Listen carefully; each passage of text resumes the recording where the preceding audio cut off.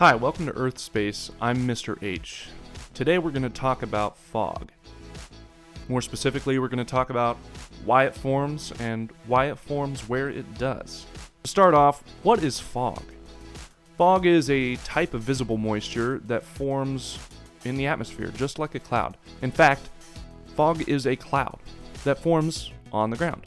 Fog can form for many reasons, and therefore there are several types of fog. For today, we're going to talk about the four most common and most easily understood. Those are radiation fog, advection fog, upslope fog, and mixing/evaporation fog. Radiation fog is when the surface or the ground transfers heat to the air via convection and radiation. Generally, this happens on calm fall and winter nights. Overnight, the ground cools and cools the moist air that's closest to it. As the ground radiates its heat upward, the air closest to the ground cools.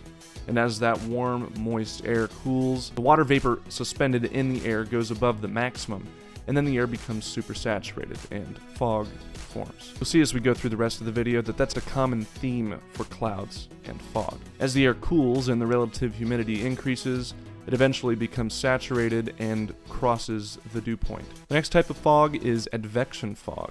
This is where warm, moist air moves over a cooler surface. So the same sort of idea, you have warm air that's over usually a large body of water, typically an ocean, and wind blows that air across cooler land, and as that warm, moist air cools, the relative humidity increases, and eventually it crosses the saturation point. The most famous of this type of fog is Carl in San Francisco. This is a picture of Carl kind of creeping his way up the Golden Gate Bridge just around downtown San Francisco there. And as you can see in the left part of the image, there is the Pacific Ocean.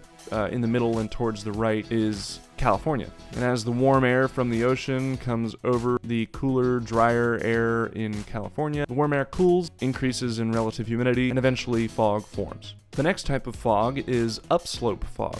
This is where warm, moist air is forced up a slope. For example, in the south, in South Carolina and Georgia and those areas, you have warm, humid air.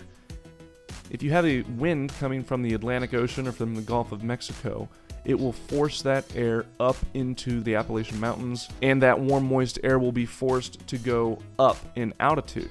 As it goes up in altitude, it will expand, cool, and the water in that air will condense because as it expands and cools, the relative humidity increases and eventually we cross the dew point. Very common theme here. This is how visible moisture occurs everywhere in the atmosphere. The last type of fog we'll talk about today is mixing and evaporation fog.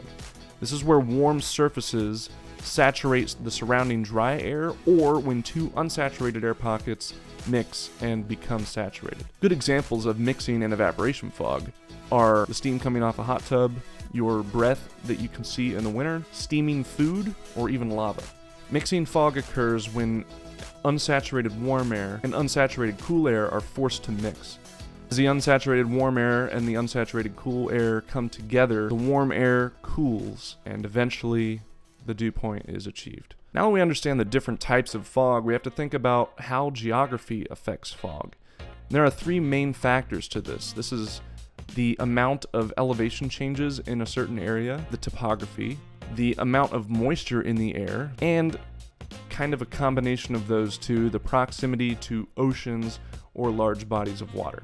Here's a map of the United States showing a gradient of where the most common areas for fog are. As we can see almost immediately, the most common areas are along the coastlines, particularly up in the northwest, down in the Appalachian Mountains, and up in the northeast in New England. Another area that we can see a hotspot, it's actually in gray, is in the Great Lakes region and along the Gulf of Mexico in the south. What all of these areas have in common is that they are close to oceans. This is probably the most common area for fog. We can also see that in the mountainous regions of the country, upslope fog becomes a factor as well. So we talked about the four main types of fog: radiation, advection, upslope, and mixing or evaporation fog.